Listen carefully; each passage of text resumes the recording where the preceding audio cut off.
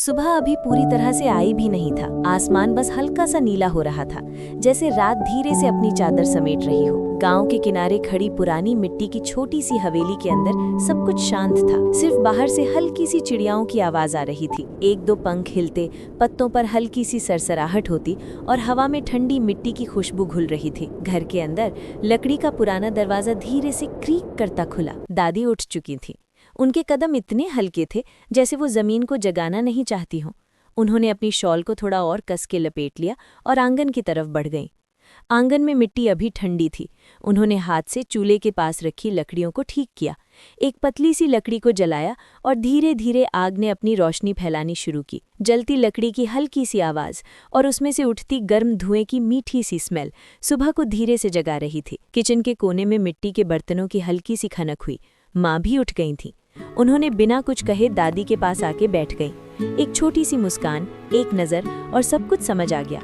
दोनों ने मिलकर पानी गर्म करना शुरू किया। चूल्हे के ऊपर रखा लोहे का पतीला धीरे धीरे गर्म होने लगा। पानी के बुलबुले ग्लूप ग्लूप करते हुए ऊपर उठ रहे थे। माँ ने एक मिट्टी के बर्तन में आटा निकाला और हल्का सा पानी मिला के गूंथना शुरू किया। उंगलियों के बीच से नर्म आटा फिसल रहा था, एक रिदम में, एक सुकून के साथ। अंदर के कमरे में छोटा सा लड़का आरव अपनी पतली सी कंबल में लिपटा हुआ था। बाहर से आती हल्की रोशनी उसके चेहरे पर पड़ रही थी।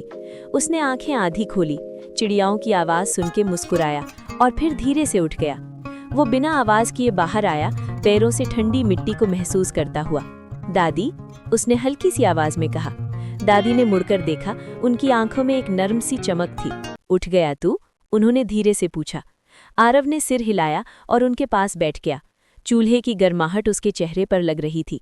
उसने अपने हाथ आग के पास ले जाके थोड़ी सी गर्मी महसूस की, फिर हंसते हुए हाथ पीछे खींच लिए। माँ ने बेलन उठाया और रोटी बेलनी शुरू की। बेलन का हल्का सा रिदम और फिर रोटी को तवा पर रखा। थोड़ी देर में उसकी खुशबू हवा में फैलने लगी।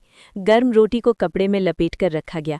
उसकी गर्मी कपड़े के पार भी महसूस हो रही थी। आंगन के कोने में एक छोटा सा मिट्टी का घड़ा था। आरव ने उसमें से लोटा भर पानी निकाला। पानी ठंडा था, बिल्कुल सुबह की हवा जैसा। उसने अपने चेहरे पर थोड़ा सा पानी छिड़का और एकदम से फ्रेश महसूस किया। थोड़ी देर बाद पिताजी भी उठ गए। उन्होंने बाहर आके गहरी सांस ली, जैसे वो इस सुबह को अपने अंदर भर लेना चाहते हों। आज हवा थोड़ी और ठंडी है, उन्होंने मुस्कुराते हुए कहा। सब लोग आंगन में एक छोटी सी चौखट के पास बैठ गए। मिट्टी के छोटे छोटे बर्तन में गर्म दूध और रोटी सर्व की गई। कोई जल्दी नहीं थी, कोई शोर नहीं था, सिर्फ हल्की सी बातें और बीच बीच में चुप। आरव अपनी रोटी को दूध में डुबोकर खाता रहा।